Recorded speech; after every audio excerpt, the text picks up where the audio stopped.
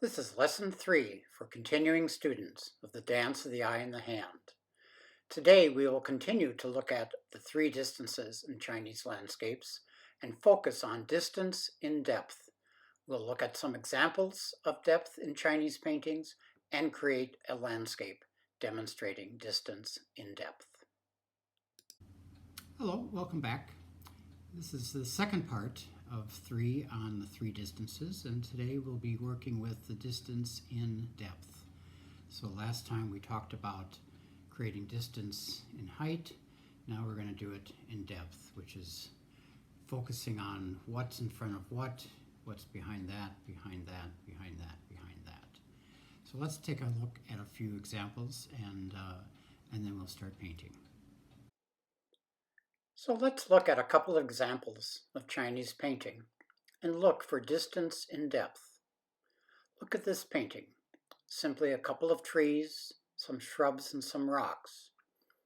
What do you see? What object is in the very front? What one is behind that? Behind that? Behind that? In starting this painting, you would start with the two big trees, but one is in front of the other, so you paint the one in front first.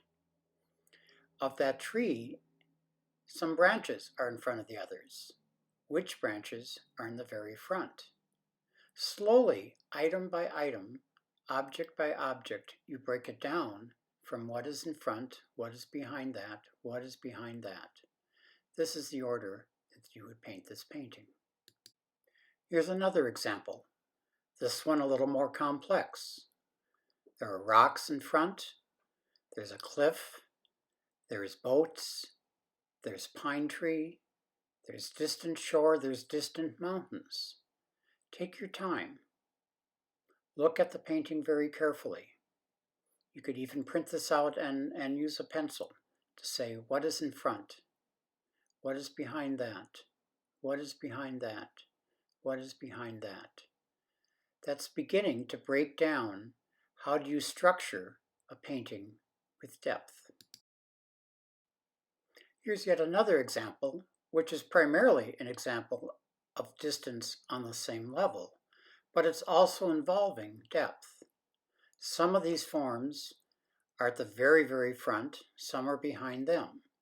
You would start with the outline of the ones in front, then the outlines of the one behind that, behind that, behind that. Ultimately, you have some distant shore and some distant mountains, which are at the very back. Those would be the very last things that you would paint. This method of deciphering a painting can apply to birds and flowers, pine tree, bamboo, whatever you're painting. To start at, what is the object that's in the very front? What leaf is in the very front? What branch is in the very front? What rock is in the very front? Start deciphering the painting by what's in front, what's behind that, what's behind that. This is one way to decode a painting and to begin to see the structure and the process of how you would proceed. Here's the model we're working with today. It has several sets of rock forms. We'll start in the center and work back, then to the side and work back, and then lastly, the distant forms. At the very end, we'll add in some clouds to create the sense of depth and breadth. So working from our model, we're going to build a number of collections of rocks, one in the center, one in the side, one behind that, and then a more distant one. So pick up some ink. I'm going to use primarily black on this piece and start with the center rock, which I would deem the main one. And in doing a collection of rocks, I'm usually going to start from the front. And so starting with this outline, and then the one behind that,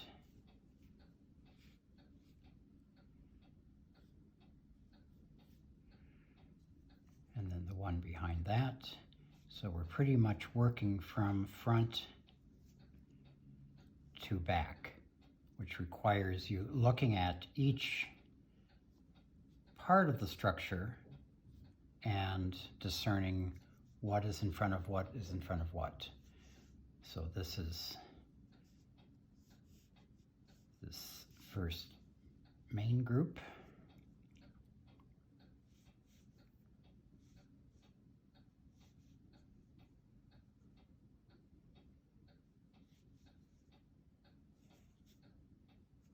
And just keep working backwards. Now looking at the model, I may need to mentally remove the dots and the shading lines so that I can see what is behind what. And so I'm not only trying to practice getting the size and position of these correct, but also looking at what is the composition here, what is the shape, and what is position.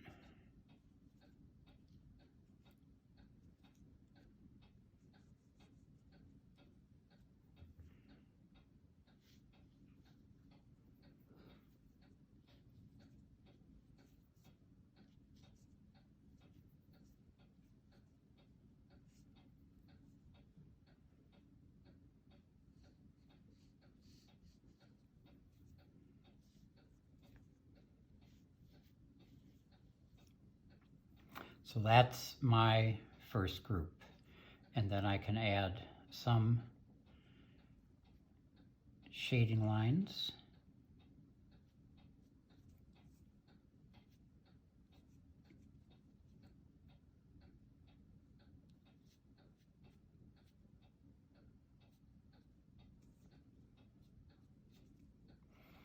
And these I'm doing a little bit on the side so I get more of a dry stroke for these shading lines.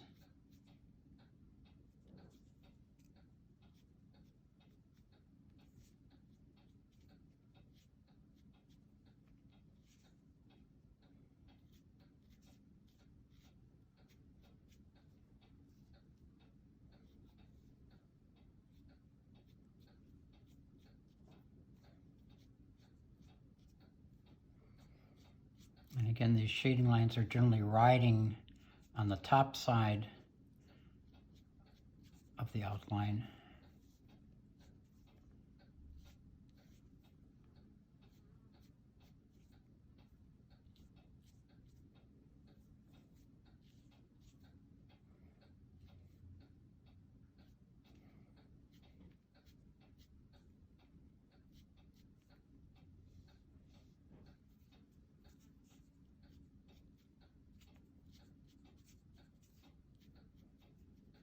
And pretty much leaving the white towards the top of the outline to remain. So that's group number one. Group number two will be over on the side here, and I want to start again, starting in the front. This is a little path. These are more like an axe stroke, just pulling it down on the side of the brush, then adding the next pieces of this.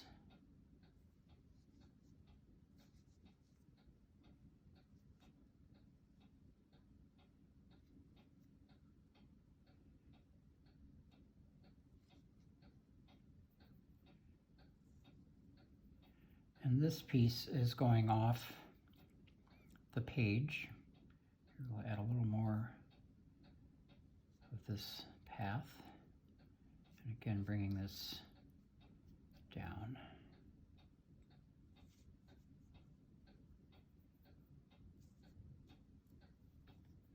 So I have this walking path going up this particular mountain. That's one side, and I'm going boldly off the page. I don't want to leave a border here. I want to bring those strokes off the page. Now I have another structure behind this one, starting about here.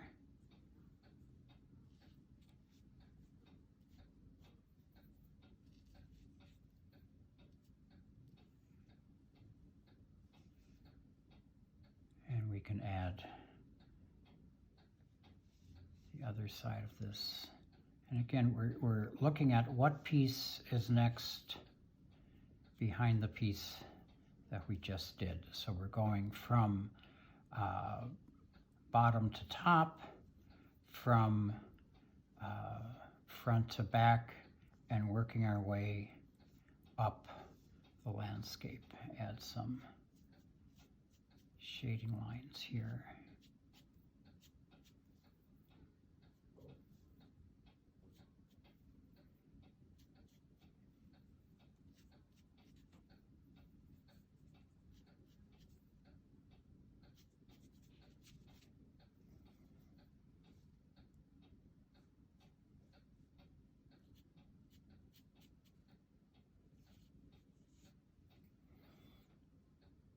Then our last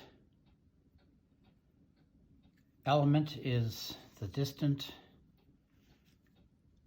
mountain. And again, we want to look at that piece, take off the dots, and decipher what is in front of what. So we start with this little front piece, another piece behind that, another piece behind that, this piece coming off over here, this one balancing that.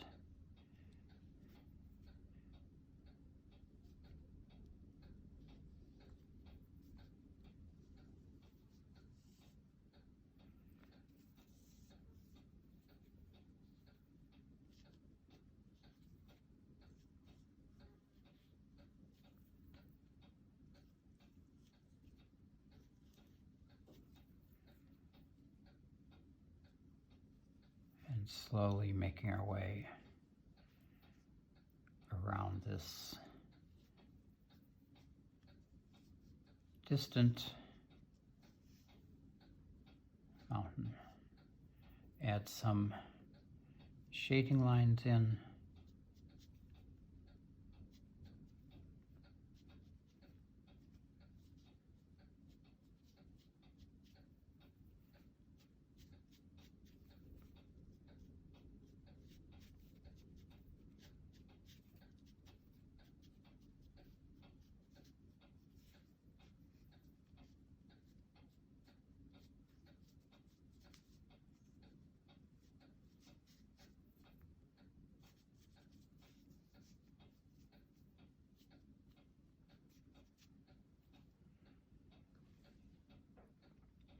And there we have our composition. We could add, excuse me, some dots, starting with the foreground.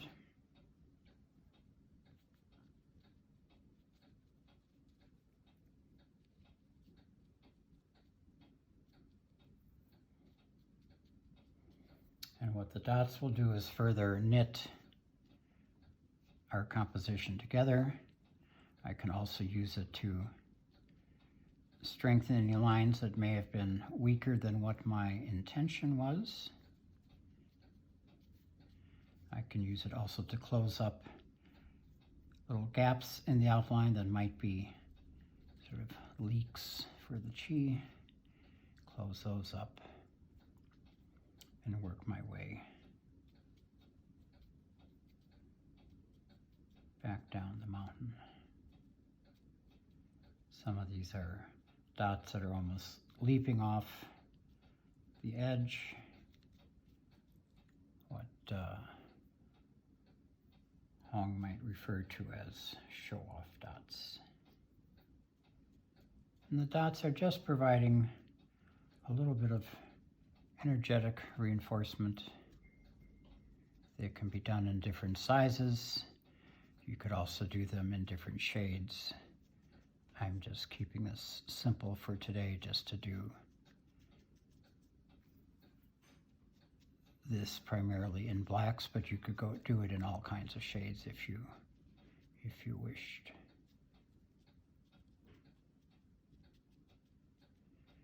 But dots help move the eye through the painting, help vary the energy, and there we are. Now, if I wanted to do a little extra to this, I might add some clouds. I'm taking my detail brush, filling it with some gray, not a whole lot, and I could add some cloud lines just to further create the sense of depth.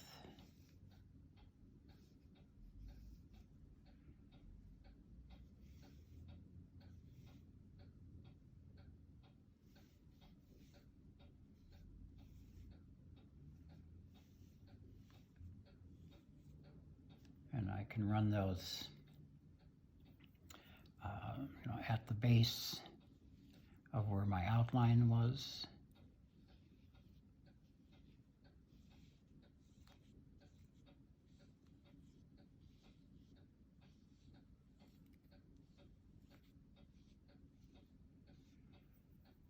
And further enhance the sense of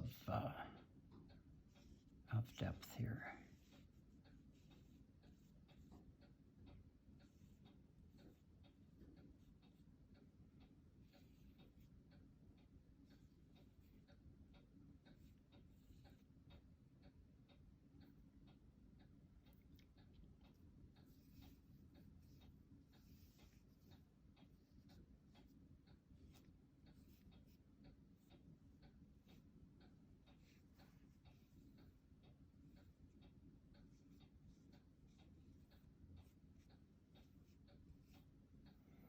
And there.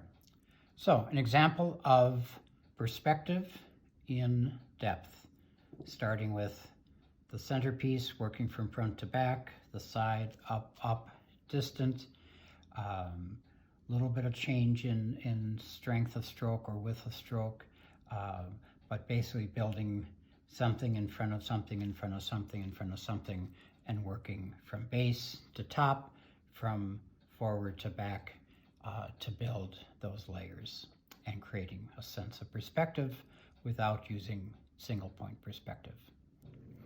And now to complete this piece, I want to add some calligraphy. I want to add the two characters for perspective and depth and a date and name.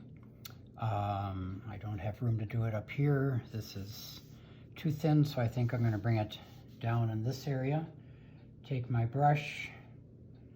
I'm working with a detail brush now to do this signature.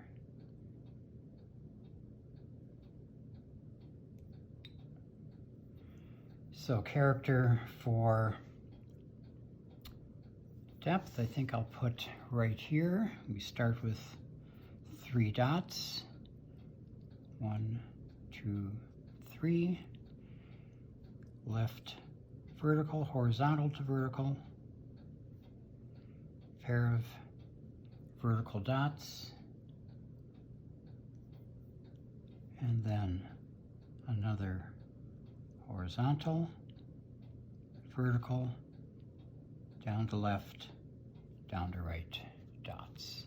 Then character for distance, starting on the right side with 1, 2 horizontals and a vertical, a small box here, this being almost square in this version, down to left dot, vertical, pair of dots. On the left side then, my walking structure, last down to left, and then a nice wave stroke, remembering to keep that as a straight line.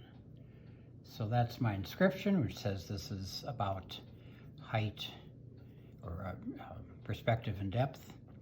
Then I can add my date.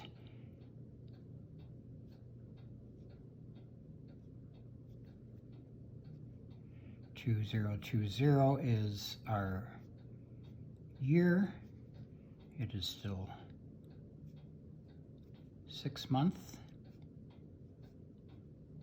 and then my signature.